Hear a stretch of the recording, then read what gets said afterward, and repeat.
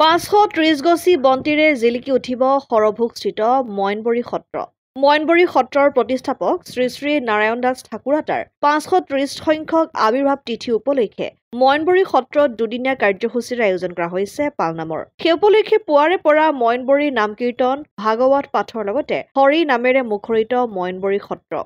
মইনবৰী সত্ৰৰ প্ৰতিষ্ঠাপক শ্ৰী শ্ৰী নাৰায়ণ দাস ঠাকুৰ আতাৰ 530 সংখ্যক আৱিৰ্ভাৱ তিথি। পুৱাৰে পৰা ভকত বৈষ্ণৱ আইমাতৃ বাপ বান্ধৱে হৰিৰ নাম কীৰ্তনেৰে মুখৰিত কৰিছে সত্ৰ চৌহদ।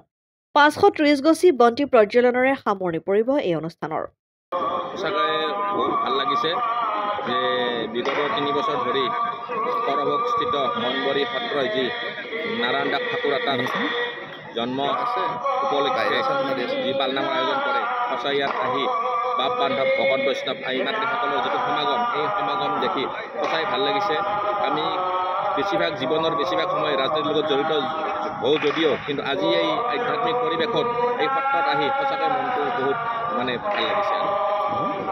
অসম আদিত্য, বৰপেটা।